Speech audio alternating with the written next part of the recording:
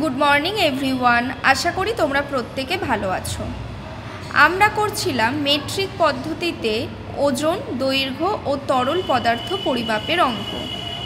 আমরা ওজন পরিমাপের অঙ্ক করে নিয়েছি, দৈর্ঘ্য পরিমাপের অঙ্কও করে নিয়েছি। এরপর আমাদের বাকি আছে তরল পদার্থ পরিমাপের অঙ্ক, অর্থাৎ লিটার একক যুক্ত যে অঙ্কগুলি আছে, কিলোলিটার, হেক্টোলিটার, ডেকালিটার, সেই অঙ্ক। আমরা অঙ্ক করতে গিয়ে কি দেখলাম?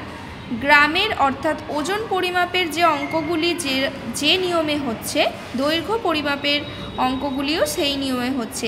একইভাবে তরল পদার্থ পরিমাপের অঙ্কগুলিও কিন্তু ওজন এবং দৈর্ঘ্য পরিমাপের মতোই হবে। তাই আমরা এখন যে তরল পদার্থ পরিমাপের অঙ্ক সেটি করব না, সেটি আমরা পরে করব। এখন আমরা পরবর্তী চ্যাপ্টারের অঙ্কগুলি করব, অর্থাৎ সময় ও ঘড়ি সংক্রান্ত অঙ্ক। এই চ্যাপ্টারটা তোমাদের কাছে নতুন একটি চ্যাপ্টার, তাই তোমরা প্রত্যেকে মন দিয়ে এই চ্যাপ্টারটি দেখবে। তোমরা প্রত্যেকে তোমাদের অঙ্ক বইতে 85 নম্বর পাতা খোলো। দেখো, দিন এবং রাত এই দুটি ঘটনাকে সামনে রেখে আমরা সময়ের হিসেব করে থাকি। এই হিসাব করতে ঘড়ি একটি গুরুত্বপূর্ণ ভূমিকা পালন করে থাকে। সকালে সূর্য ওঠার সময় থেকে সূর্য অস্ত যাওয়ার সময় পর্যন্ত যে সময়, তাকে আমরা সাধারণত বলি দিন, এবং সূর্য অস্ত যাওয়ার পর থেকে পরের দিন সূর্য ওঠা পর্যন্ত যে সময়, তাকে আমরা বলি, অর্থাৎ ওঠার আগে পর্যন্ত সময়কে আমরা বলি রাত। এটা হলো সাধারণত। প্রকৃতপক্ষে দিন আমরা কাকে বলি?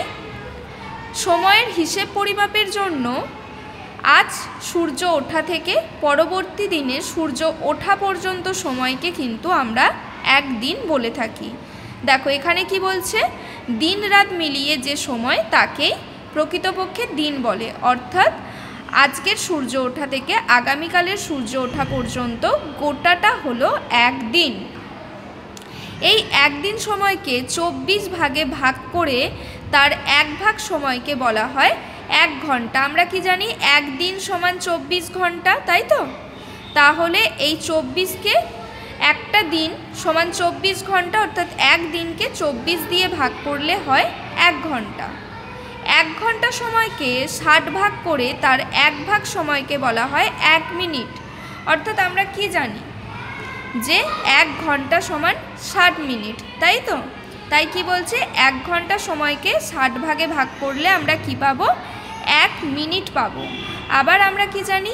1 মিনিট সমান 60 সেকেন্ড, অর্থাৎ 1 মিনিট সময়কে 60 ভাগ করে তার এক ভাগ সময়কে বলে 1 সেকেন্ড। সেকেন্ডই হলো সময়ের সবথেকে ছোট এবং মূল একক। আবার সময় পরিমাপের বড় এককগুলি হলো দিন, সপ্তাহ, পক্ষ, ঋতু, মাস, বৎসর, যুগ। এখানটা তোমরা প্রত্যেকে ভালো করে পড়বে। এখানে অনেক ছোট ছোট প্রশ্ন আছে যেগুলো তোমাদের শর্ট কোয়েশ্চেনে করতে হবে। এরপর দেখো, সময় পরিমাপের বিভিন্ন এককগুলির মধ্যে যে পারস্পরিক সম্পর্ক, এটা তোমরা অনেক ছোট থেকেই জেনে আসছো বিভিন্ন ক্লাসে, যে 1 মিনিট সমান 60 সেকেন্ড। তোমরা এই ডান দিক থেকে বাম দিকে পড়বে, পড়তে সহজ হবে। 1 ঘন্টা সমান 60 মিনিট, 1 দিন সমান 24 ঘন্টা, 1 সপ্তাহ সমান 7 দিন, 1 মাস সমান 4 সপ্তাহ, 1 পক্ষ সমান 15 দিন, 1 মাস সমান 2 পক্ষ। 1 পক্ষ সমান 15 দিন হলে আরও 1 পক্ষ মানে 15 দিন, 15 দিন আর 15 দিন মানে 30 দিন, 1 মাস। অর্থাৎ 1 পক্ষে 15 দিন হয় আর 2টো পক্ষ নিয়ে হয় 1 মাস।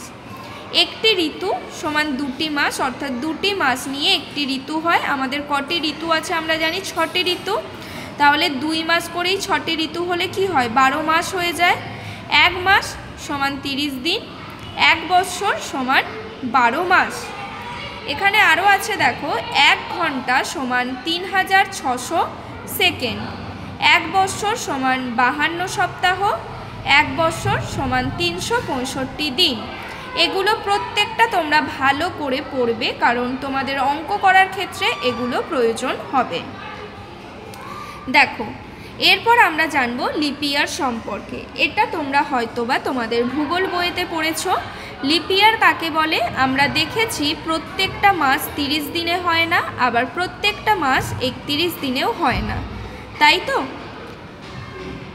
তেমনি 365 দিনে এক বৎসর বলা হলেও প্রতি 4 বৎসর অন্তর বৎসরের দিন সংখ্যা একদিন বাড়ে। কি করে বাড়ে? তোমরা ভূগোলে পড়েছো যে সূর্যের চারপাশে পৃথিবীর ঘুরতে সময় লাগে 365 দিন 6 ঘন্টা। এই যে 6 ঘন্টা সময়টা, সেটা কি আমরা 365-র সাথে ধরি না। তাহলে দেখো 4 বৎসর যদি 6 ঘন্টা করে যোগ হয় কত হবে? 4 × 6 = 24 ঘন্টা, অর্থাৎ 24 ঘন্টা মানে কি? একদিন। তাহলে 4 বৎসর অন্তর 365 দিনের সাথে ওই একদিনটা যোগ হয়ে যায় 366 দিন। একেই বলা হয় লিপ ইয়ার, অর্থাৎ সেই বছরটিকে বলা হয় লিপ ইয়ার। আর এই যে একদিনটা যোগ হয় সেটি কোন মাসের সাথে যোগ হয় আমরা জানি? সেটি যোগ হয় হলো ফেব্রুয়ারি মাসের সাথে।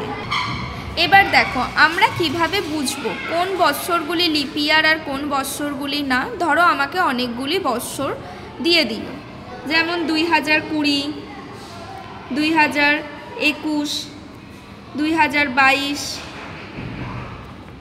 2024। কোন মাসটা লিপ ইয়ার আর কোন বৎসরটা লিপ ইয়ার আর কোন বৎসরটা লিপ ইয়ার না, আমরা কি করে বুঝবো? এই বৎসরগুলিকে আমরা 4 দিয়ে ভাগ করে দেখব। যে বৎসরটি 4 দিয়ে ভাগ করলে মিলে যাবে, অর্থাৎ কোনো অবশিষ্ট থাকবে না, সেটি হলো লিপ ইয়ার বৎসর। দেখো 2020টা 4 দিয়ে ভাগ করলে মিলে যাচ্ছে, 2020 ছিল লিপ ইয়ার। 2021কে যদি আমরা 4 দিয়ে ভাগ করি তাহলে কিন্তু 2021টা মিলবে না, সুতরাং ওটা লিপ ইয়ার না। আবার 2024কে তোমরা ভাগ করে দেখবে মিলে যাবে, অর্থাৎ 2024 আমরা যে বৎসরে এখন আছি এই বৎসরটা কিন্তু লিপ ইয়ার। তোমরা প্রত্যেকে ক্যালেন্ডারে দেখবে যে ফেব্রুয়ারি মাসটি আছে, সেই মাসটি এবারে কিন্তু 29 দিনে আছে। এরপর দেখো ঘড়ি সংক্রান্ত। ঘড়ি তোমরা প্রত্যেকেই দেখতে জানো। ঘড়ি কি? ঘড়ির সামনের সাদা প্লেটের মতো অংশটিকে বলা হয় ডায়াল। ডায়ালটিতে ছোট ছোট অংশে 60 ভাগ করা হয় এবং 1 থেকে 12 পর্যন্ত সংখ্যা লেখা থাকে। আর কটি কাঁটা থাকে? 3টি। তার মধ্যে যেটি সব থেকে বড় সেই কাঁটাটি হলো আমরা জানি যে সেকেন্ডের কাঁটা। তারপরের মাঝারির কাঁটাটি হলো মিনিটের কাঁটা। আর সব থেকে ছোট কাঁটাটি হলো ঘন্টার কাঁটা। এখানে কি বলেছে দেখো, প্রথম দিয়েছে ঘন্টার কাঁটা। মোটা ছোট কাঁটাটি হলো ঘন্টার কাঁটা, মোটা মাঝারি কাঁটাটি হলো মিনিটের কাঁটা, আর সরু লম্বা কাঁটাটি হলো সেকেন্ডের কাঁটা। সেকেন্ডের কাঁটাটি এই 12 থেকে সম্পূর্ণ ঘুরে যদি আবার 12তে যায় তখন 1 মিনিটের কাঁটাটি এগিয়ে যায়। ওকে, দেখো এই যে বলেছে একবার ঘুরলে 1 মিনিট হয়। আর মিনিটের কাঁটাটি 60 ভাগ অংশে ঘুরলে 1 ঘন্টা হয়। অর্থাৎ মিনিটের কাঁটা ধরো এখান থেকে পুরোটা এইভাবে ঘুরলে তবে 1 ঘন্টা হয়। আমরা সেটাই জানি তো। মিনিটের কাঁটাকে আমরা কিভাবে হিসাব করি? যদি 1-এর ঘরে থাকে 5 দিয়ে গুণ করি, কারণ এই 1 থেকে 2-এর মাঝে থাকে ছোট ছোট 4টে ভাগ। ওকে, এখানে দেখো 1, 2, 3, 4, তারপরে হবে 5, 12, এখানে 1, 2, 3, 4, এটা হবে 5। 1কে 5 দিয়ে গুণ করলে হচ্ছে 5। আবার 6, 7, 8, 9, 2-এর এইখানটা হচ্ছে 10, 5 দিয়ে গুণ করলে 10 হবে। এইভাবে 15, 20, 25, 30, 35, 40, 45, 50, 55, 60 পুরো একবার ঘুরলে হয়ে যাচ্ছে 1 ঘন্টা। অর্থাৎ 12টার পরে হয়ে যাবে তখন 1টা। এগুলো তোমরা প্রত্যেকে আগে ভালো করে পড়বে। ওকে, আমরা এখানে যে অঙ্কগুলি শিখব তার মধ্যে দিন সংক্রান্ত কোনো অঙ্ক শিখব না। আমরা শিখব ঘন্টা, মিনিট আর সেকেন্ডের অঙ্ক। এই ঘন্টা, মিনিট, সেকেন্ডের মধ্যে ঘন্টা হলো বড় একক আর সেকেন্ড হলো ছোট একক। বড় একক থেকে ছোট এককে যেতে গেলে আমরা গুণ করব, আর ছোট একক থেকে বড় এককে আসতে গেলে আমরা ভাগ করব। তেমন ঘন্টা থেকে আমরা